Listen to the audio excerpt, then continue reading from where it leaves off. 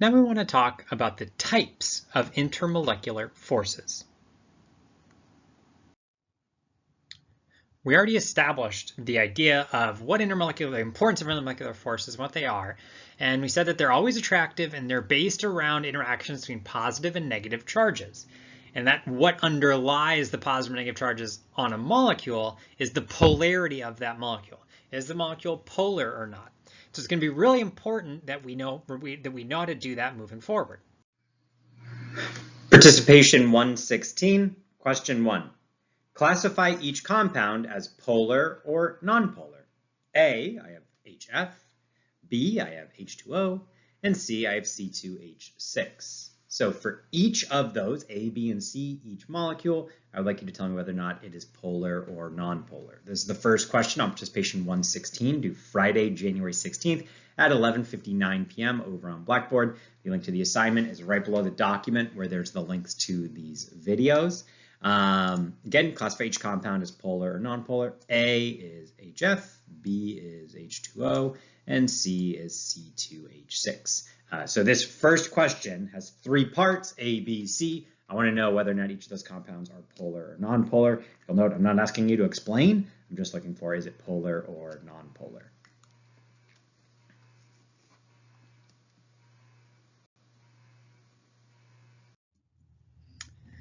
So this idea of molecules being polar or not is really important because that's the main driving interaction between molecules in a bulk phase. When they're all jammed close in together, the question is, are they, where are the positives, where are the negatives? Because we know that like charges are going to repel each other. So there is some repulsion on that. But then there's also this opposite attraction.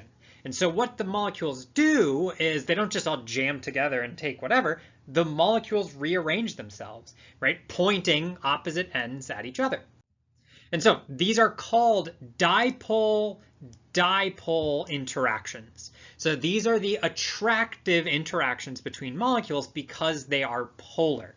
These are molecules that have permanent dipoles, that they're always polar. That's what that means. And so they're interacting in that way. And so the reason why it's attractive is because the molecules just arrange in such a way that the positive ends point at the negative ends. So we can see this is shown here for HCl, which is something we talked about as being a polar molecule. It's only 2 atoms, and because they're different, it's going to be polar. So one quick note on notation here. You can start to see there are dashed lines in here.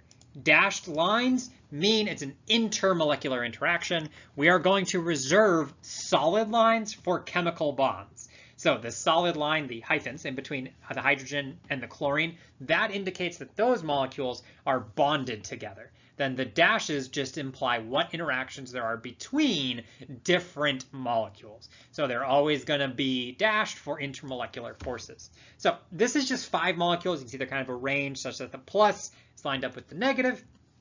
This contributes to an order that is going to be maintained throughout the material. So you're going to have these kind of repeating patterns such that these dipoles all are interacting with each other. Everything is lined up.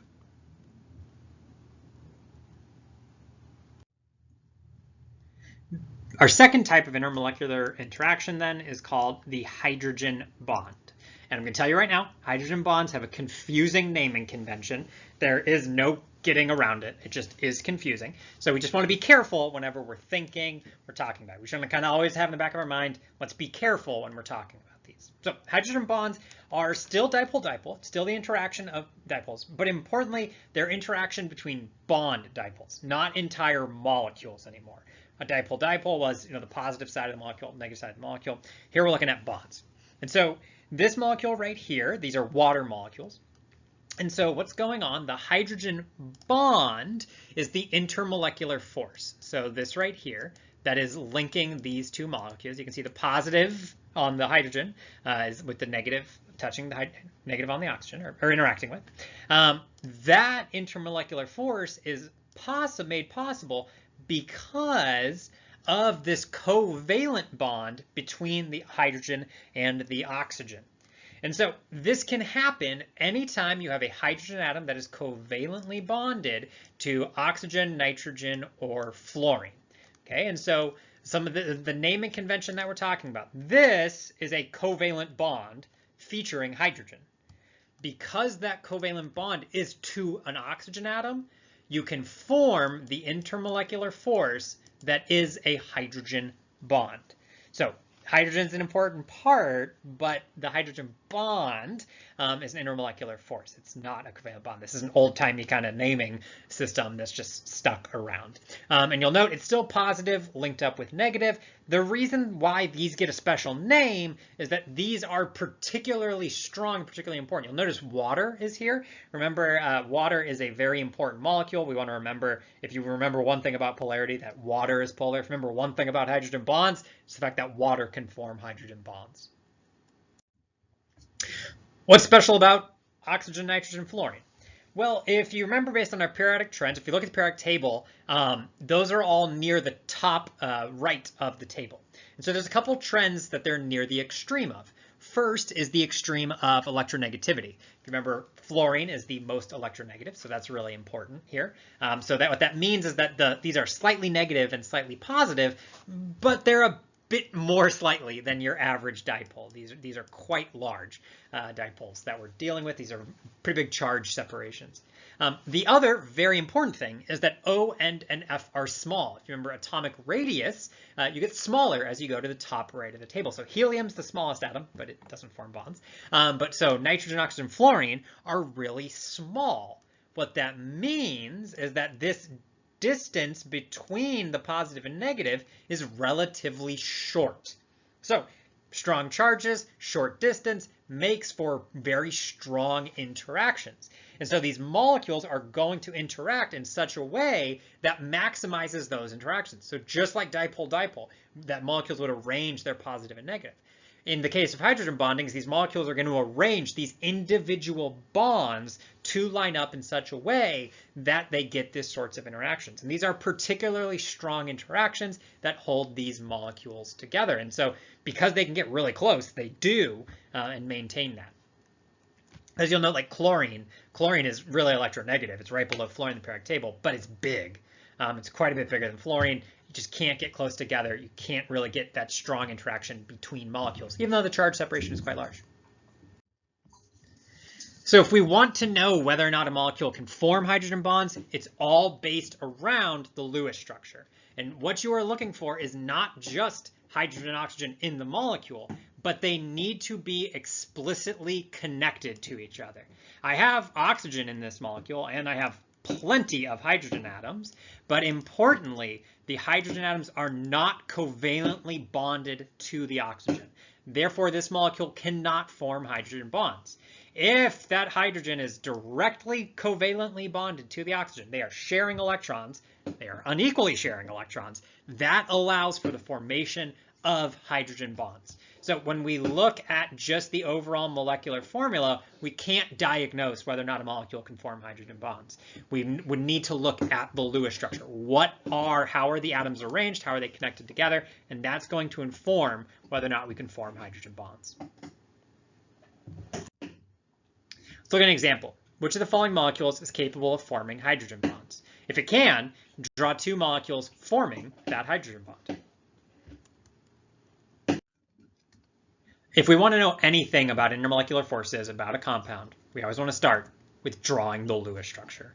All properties are going to come from the molecule. We're interested in kind of all these molecules together, but we need to know what one molecule looks like. What is the Lewis structure of that molecule? And then, is there an HN bond? Is there an HO bond? Or is there an HF bond in the molecule? And if yes to that, then you could form hydrogen bonds. CH3OH. So one thing we're going to practice, how do we draw Lewis structures? If we look at CH3OH, this is a condensed structure of an organic molecule. I have the C part and I have the O part. We know that those are going to be linked together, and then we just put our hydrogen decoration. C part and the O part. This is called methanol. This is a common alcohol. And so we can see here's our Lewis structure for methanol. So the question is, can this form hydrogen bonds once we have the Lewis structure? O is covalently bonded to H. Yes, this can form hydrogen bonds. Once we see that feature in the molecule, we are done. So now the question is, how would we draw these molecules interacting with each other? We're still going to use the Lewis structures, and it's going to be based around the dipole of the individual OH bond. That is the strong interaction. That's what hydrogen bonds are about. So how are they going to arrange that? Well, what's going to happen is the positive of one molecule is going to be attracted to the negative of another molecule. So that methanol molecule is going to come in where the positive, which is the hydrogen side, lines up with the oxygen side. You don't necessarily need to know which side is positive and negative. In the case of hydrogen bonds, hydrogen is always positive, the other atom is always negative. But we know that's what it's going to look like, and there is the hydrogen bond. So this is our kind of Lewis structure schematic. Importantly, with hydrogen bonds, the focus is on that one covalent bond, not the whole molecule. The whole rest of the molecule just deals with it because this is a really strong interaction. Now, these Lewis structures are not showing the real shapes of molecules.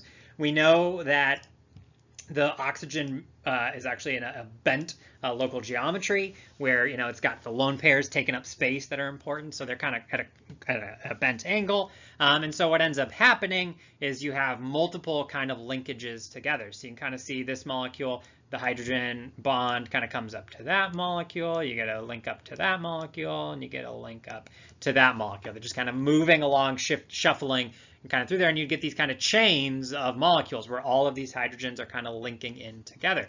And you can even kind of see that in this case of these right here, that you have hydrogen to oxygen and hydrogen to oxygen. Same idea in both of those cases.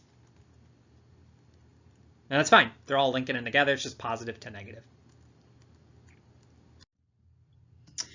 H2S. If we want to look at the Lewis structure for H2S, there are no nitrogens, oxygens, or fluorines in this molecule. There's no hydrogen bonding. You actually don't even need to draw the Lewis structure. If you don't have hydrogen is another thing. Molecules without hydrogen cannot form hydrogen bonds. No nitrogen, no oxygen, no fluorine. You don't need to draw the structure. You have to have those together. You'll need to draw the structure to figure out if they're bonded together. But if they're not in the molecule, then they can't be bonded together. CH2O, this is called formaldehyde. So we can see we do have oxygen and hydrogen in the molecule. If we want to think about how I kind of came up with drawing this Lewis structure, we can use kind of the idea of a condensed structure. The carbon links in, then there's the oxygen, carbon and the oxygen. When we're also drawing Lewis structures, we also know that the first atom is the central atom, except if it's hydrogen, and the other atoms go on the outside. So you can follow some rules based around that, adding in lone pairs and forming double bonds as necessary. I got my Lewis structure. I want to know, can this thing form hydrogen bonds? Well, I have the necessary things. I have hydrogen, I have oxygen, but importantly, they're not bonded to each other. So this molecule cannot form hydrogen bonds. They're there, the parts are there, but I had to draw the Lewis structure to diagnose that I can't form hydrogen bonds. This molecule is polar, and so they would interact by being polar molecules. So we can think of doing the same thing. How would they line up? And what ends up happening is just that positive end goes into the negative end, and that kind of is a chain that will just go along. Finally, we have dispersion. Okay, so dispersion is another type of intermolecular force, the third type that we're going to talk about, third and final type. And it's another attractive force, and it's still between dipoles. Dispersion is still between dipoles. You'll note everything is an interaction between dipoles. That's how you get these charge separations. But you'll note this time it's for temporary dipoles. So when we talk about a polar molecule, what we mean is that there is a positive end of the molecule and a negative end, and they are always there. We would say they are permanent. So temporary dipoles are the opposite of that. And so one of the things we can imagine, if you're interacting between temporary dipoles, it's probably pretty weak. Dispersion occurs for every single molecule. Every single molecule undergoes dispersion when it interacts with other molecules. This is the only intermolecular force for non-polar molecules, right? Polar molecules did dipole-dipole. Some polar molecules do hydrogen bonding. All of our non-polar molecules, all they can do is dispersion. It's important to note polar molecules still do undergo dispersion and interact with other molecules in terms of dispersion. So what's a temporary dipole? So you have two nonpolar molecules. For example, H2.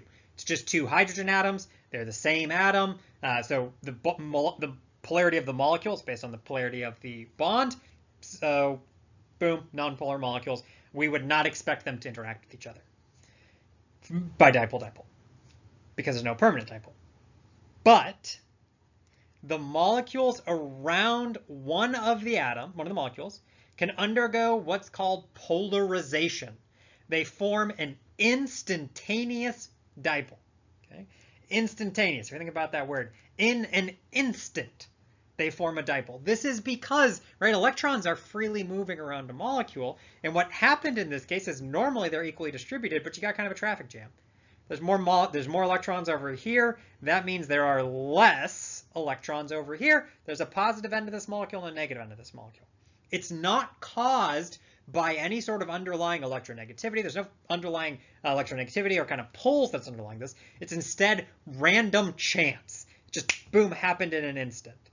Well, what ends up happening is that induces a dipole on the other molecule because there's a positive side right here, so that the electrons in this molecule want to start hanging out around that positive in the other molecule, leaving a positive side over here. So one molecule forms an instantaneous dipole, the other molecule forms an induced dipole. It's been created, outside forces have created this dipole, and that allows for, hey, we got a positive interacting with a negative. That's attractive. And so that is how dispersion works. You will note, it's kind of a long-winded explanation.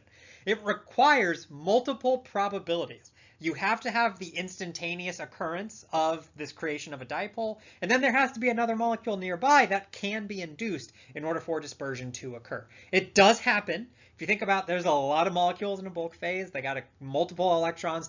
It is rare, but it's just you have so many chances that it happens. And there's a lot of molecules. There's generally a decent chance that you get inducement of a second dipole, but they're both temporary. Eventually, these electrons will just go back to being balanced. They don't stay polarized. Eventually, this whole thing is going to wipe out and look just like this over here again. And then they're not attracted to each other. So when you have a nonpolar molecule, they don't have the permanent dipoles that would cause organization. It has to be these temporary dipoles, instantaneous and then induced.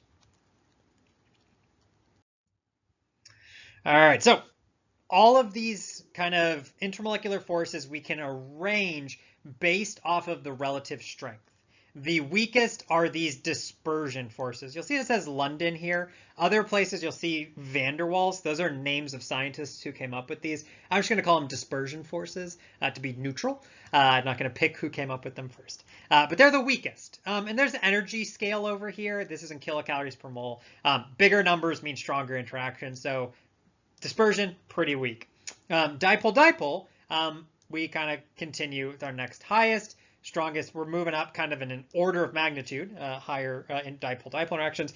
They're both dipole-dipoles. One of the things to note, these are just permanent. They're always there. This molecule always has a positive side and a negative side. In dispersion, they're not permanent. You're relying on that inducement. So it would potentially be the same strength interaction. They're just not always holding the molecules together. And then the particularly strong interactions are these hydrogen bonds. You can see they're even stronger. They go up, hydrogen bonding. Those molecules are arranging to have those bonds line up in such a way. One thing to note, these are the intermolecular forces. All of these intermolecular forces are much weaker than any bond, right? These intramolecular forces, the ionic bonds, covalent bonds, are way stronger. They're, one or two orders of magnitude, right? Times 10, times 100 times stronger. Much, much stronger. And so these intermolecular forces, we always want to remember, they're just how atoms and molecules are going to arrange together when you put them in, say, a solid and a liquid, where they're touching each other. But they're not, your molecules aren't going to break apart in order to form a hydrogen bond. Dimethyl ether, which can't form it because they're not going to rearrange bonds to form hydrogen bonds. That's never going to happen. Instead, you're just going to, how the molecules kind of sit next to each other is going to be affected by these hydrogen bonds.